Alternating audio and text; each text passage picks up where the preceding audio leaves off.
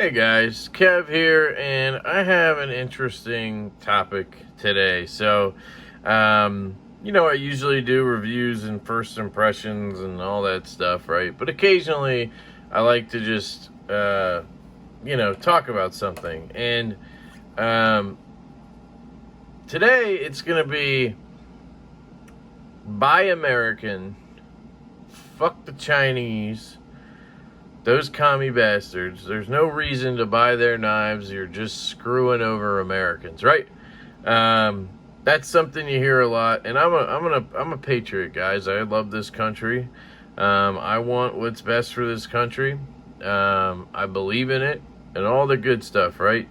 But I'm also a knife collector, and I love knives, and I love good knives, right?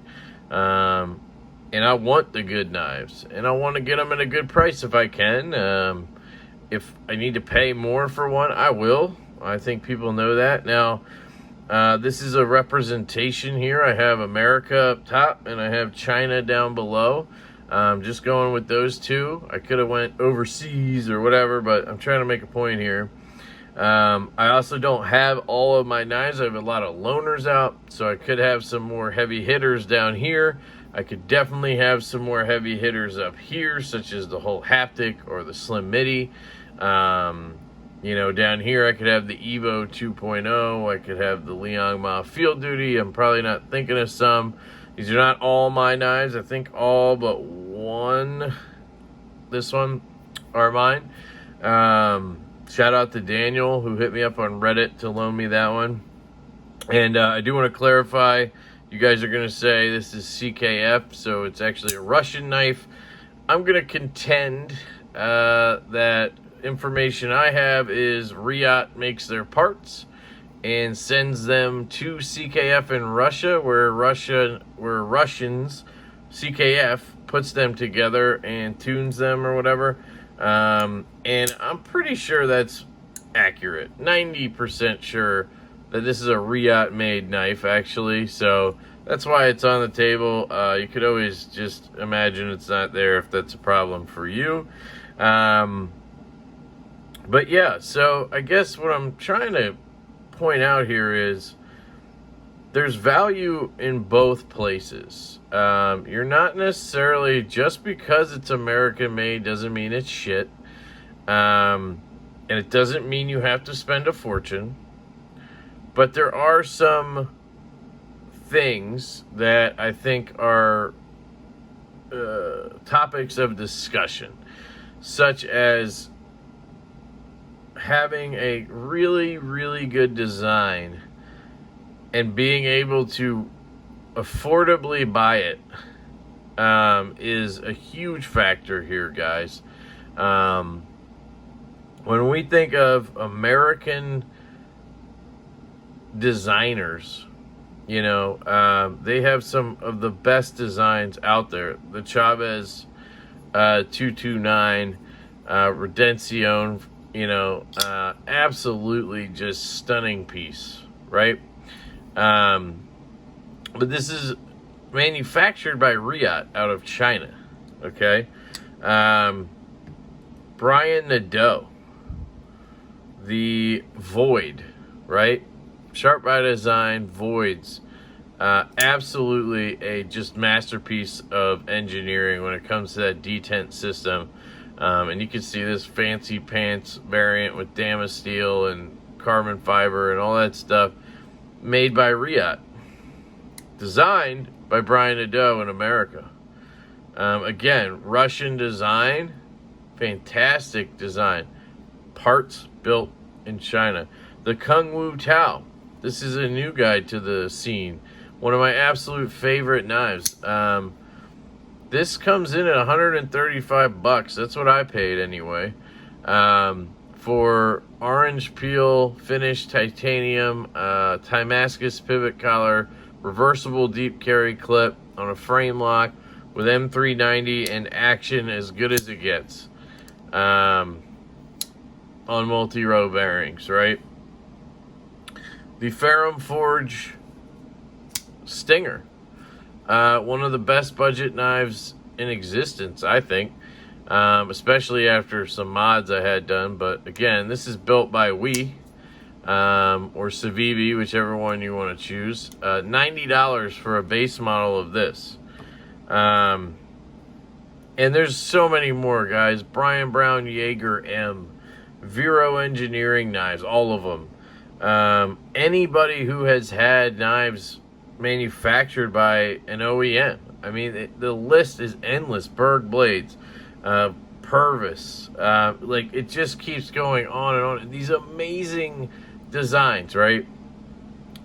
That just would not be able to be made in America. Because these guys aren't OEMing for anyone. They're making their own designs. They're doing their own thing. ProTech has done a little bit. I'll give them that. And Spyderco works with designers. You know, they all do. I'm just trying to get at something here that, you know, when you buy these Chinese knives, a lot of the times, at least for me, the ones I tend to buy, I am supporting Americans.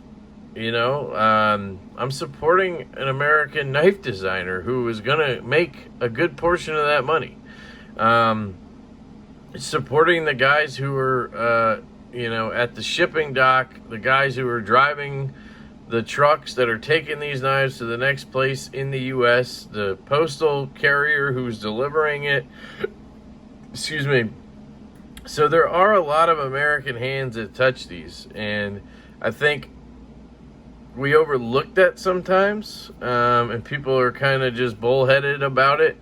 But at the same time, talking about that, you do have some amazing designs and amazing products that come out of the U.S. This Guardian Tactical OTF is just, it's just absolutely fantastic. $279. I don't think that's some ridiculous price for a knife. Yeah, it's aluminum, and it's Elmax. I mean, it's Elmax steel.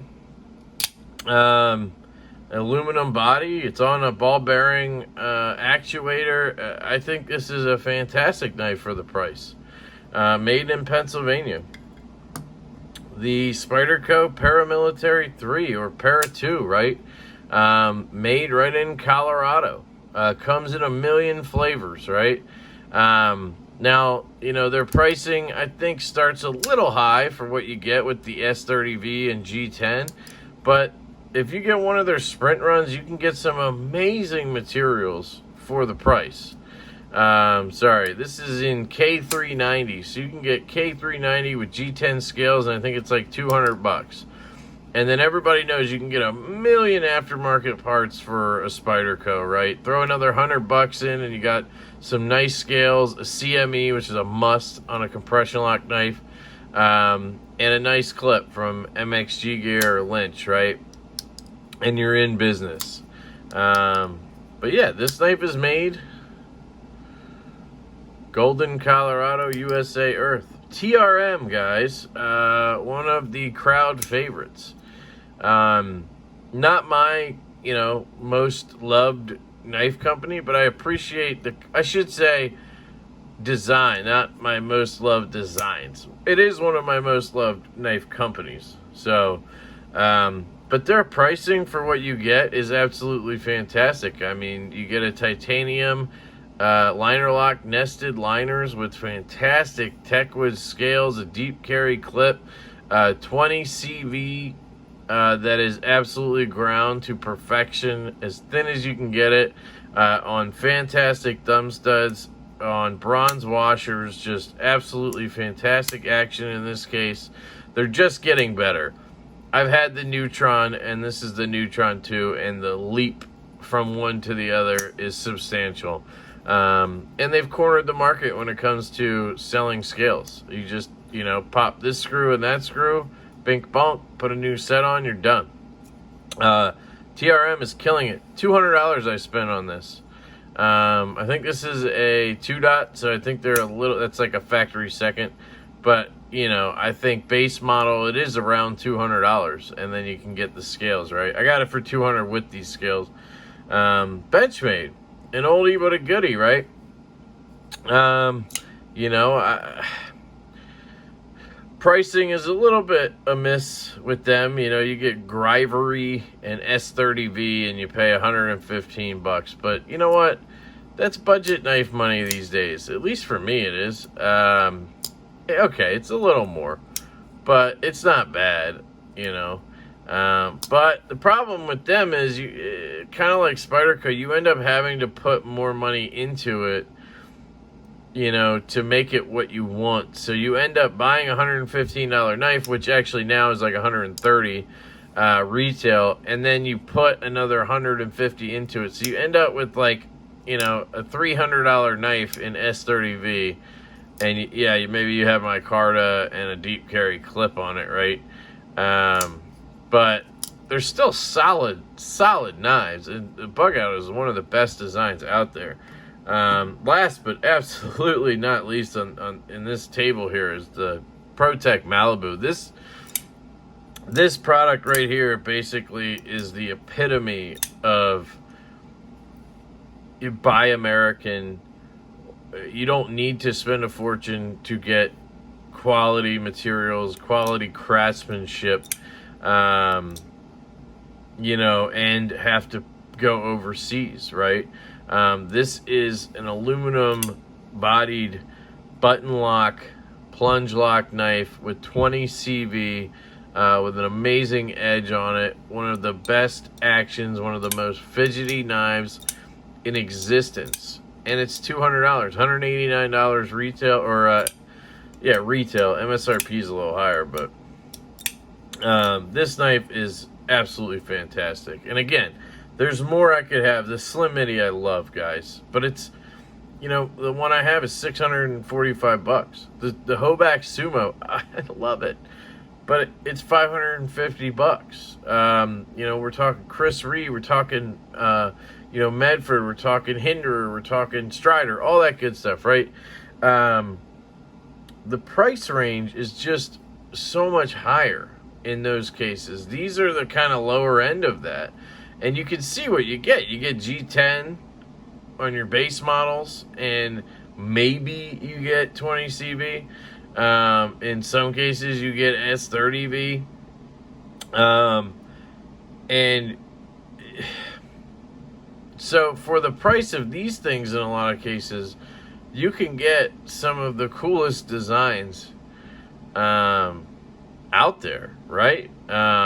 So I don't know. I just think it's a fun kind of argument. I'm not trying to push you one way or the other. I kind of wanted to do this video and see where it took me. I wanted to see where I was led. And honestly, I think doing this now and kind of feeling these knives and thinking about the other knives I have or have had, and you know, I guess, you know, what I'm thinking is it doesn't matter. At least for me personally, I don't care. If it's made in China, but it's made as well, if not better in most cases, than it is here, and I'm supporting an American designer, why should I feel bad about that? I guess that's where I'm going, is the people who say, screw you, we only buy American, you know, like, you know, and they drive a Dodge freaking minivan, and that's all they'll drive because Dodge rules, and I don't know, I'm just messing around, but I think there's so much more to the story. I think there's so much more to it that, you know, Ramon Chavez can't sell a knife to you guys if he doesn't use Riot. He wouldn't be able to do it on a production scale. You know, that's the biggest problem with this is capacity, right? There's no OEM in America that will make these knives. You know, like I said, ProTech has done some OEM work, I believe. I know they've done some with Drop, the Mordax, for example. but it's a very slim kind of list of companies that do that stuff. There's one out of Idaho I can't think of right now. They did that other drop knife. God, I can't think of it. The Perpetua from TJ Schwartz. I forget the name of the company, but they do some OEM work. But again, the list is short, and then the price you're going to pay is immense to have them do it. But like Kershaw, ZT, they want to make their own designs. ProTech, they're having trouble getting enough Malibus out. They don't have time to make a Chavez. And could they make it as well as, Riot is just absolutely just ridiculous. In my opinion, they're the best knife manufacturer in the world. I guess a lot of people would argue Koenig, but on a production level, the amount they spit out in the quality they spit it out it's like I can't even imagine another company being able to do that. So I guess, I don't know. I thought I'd come to some conclusion here. I thought I'd end up ranting about how I think these Chinese knives are better than these American knives. That's kind of where I thought this would go. And for the most part, I think I would choose like these 3, 4 over most of this. This design is just fantastic. But, the bug out, the Neutron's cool. The Para 3 is cool, but like,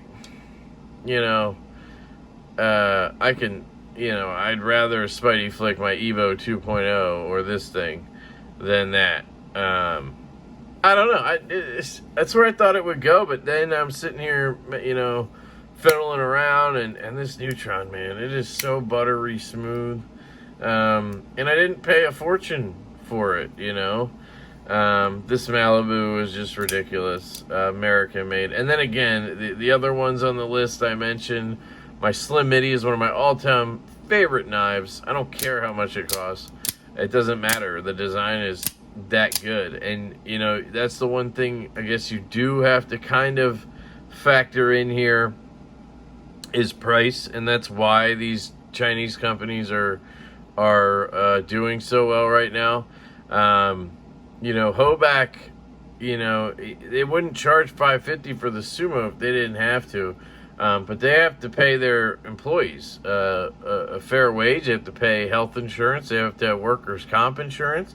They have to cover all these liabilities and follow these laws that a lot of times these companies don't have to.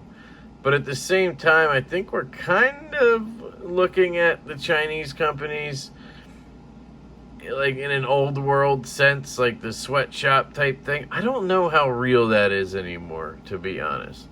But I'm not an expert, obviously. I don't know everything, and I could be wrong. It could be as bad as ever.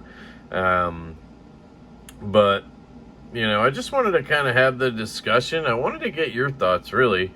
Hoping that this kind of sparks some kind of conversation in the comments below. I don't want anybody to get aggressive. I don't want this to become an argument. That's not what the point was. The point was for me to kind of walk through it myself and think about it and kind of gauge where I'm at with it, because as you can tell, I don't have a preference. I will buy either. You know what? This is my conclusion, okay? And sorry, I'm realizing right now that this is a very metal complex video. And I was not going there. But now I get why he does those, whatever they're called, knife guy videos, because it's just kind of like, let me discuss this topic and figure it out, right? I didn't go into this with a conclusion in mind, but I think my conclusion, and we'll see who agrees with me in the comments, is I will shop anywhere for the design. It's the design, guys, and the build quality. It's the product. That's what it is, guys. It's the product that matters. This CKF T15, guys.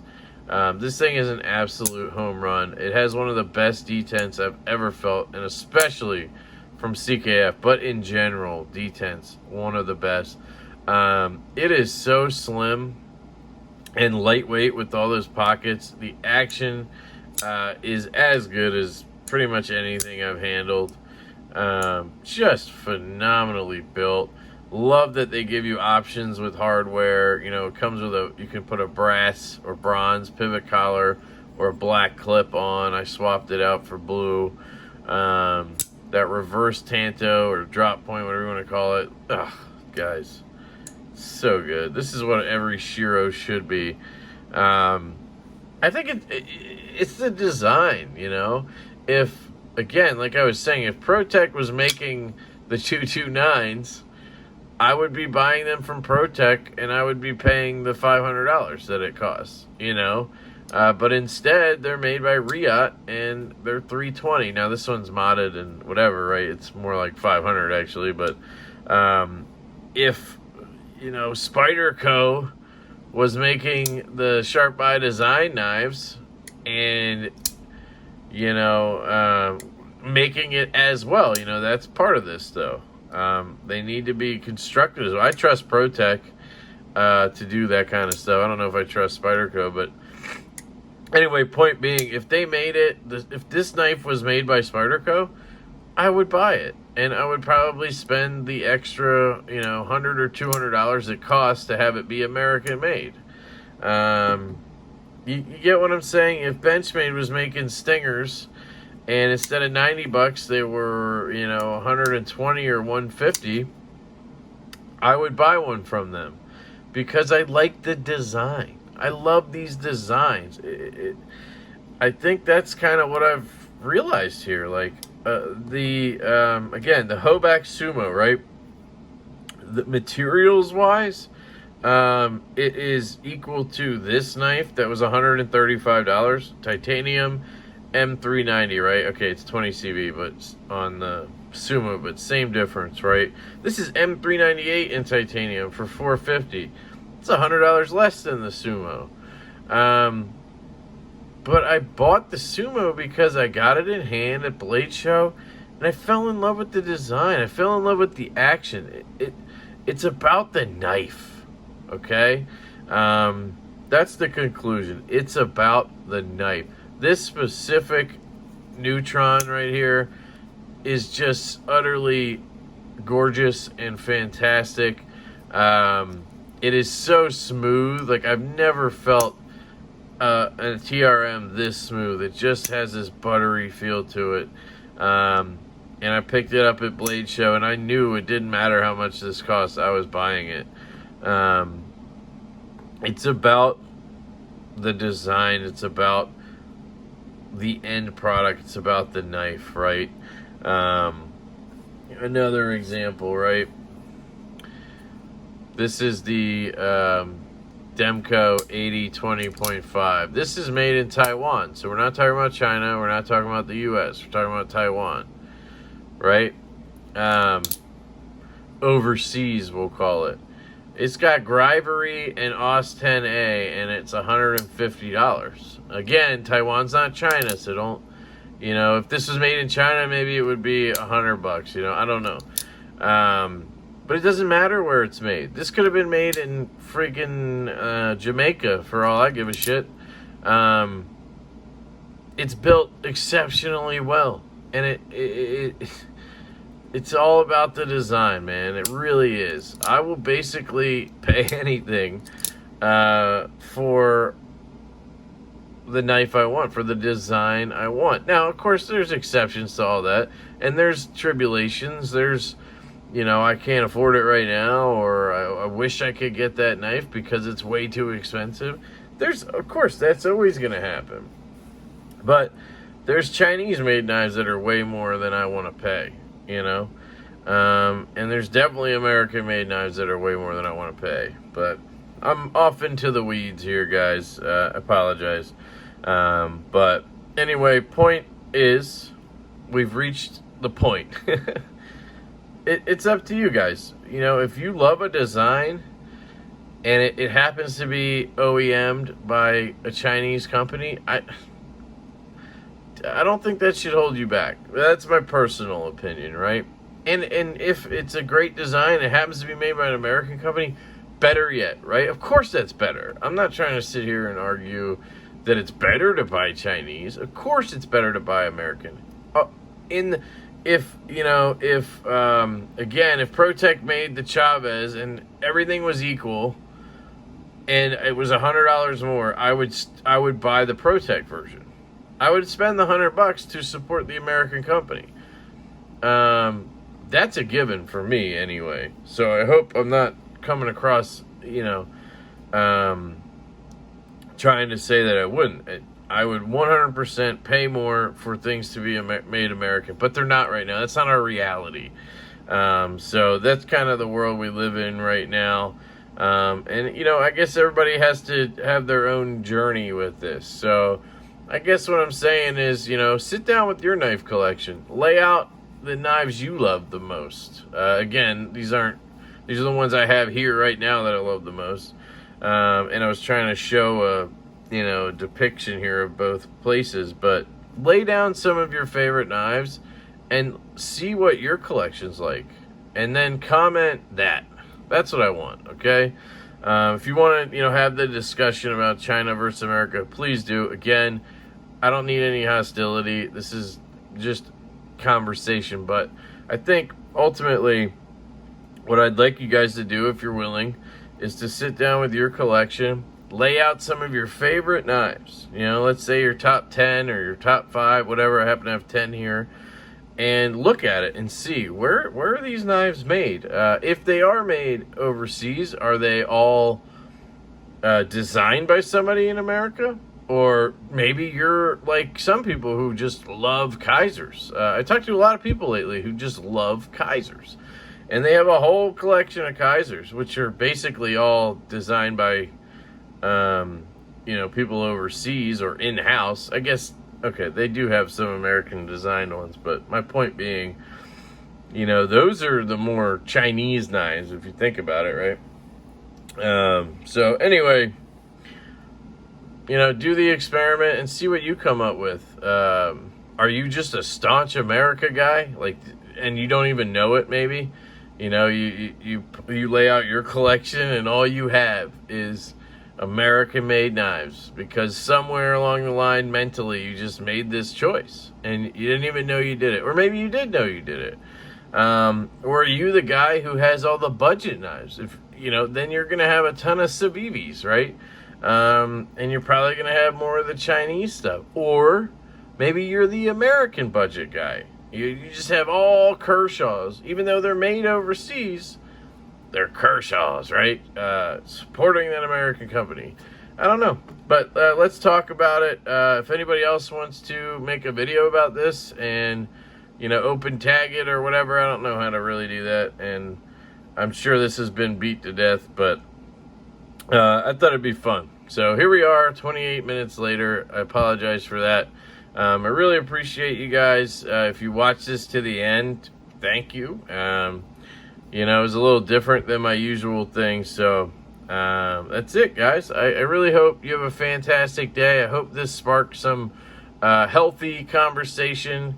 Again, please don't be bashing people in the comments because they think this, or if you want to bash me, go for it all day. I don't care, but I can take it. But I don't need anybody bashing other commenters. So I love you guys extremely, or very, very much. And I hope you have a fantastic day. And I will catch you later.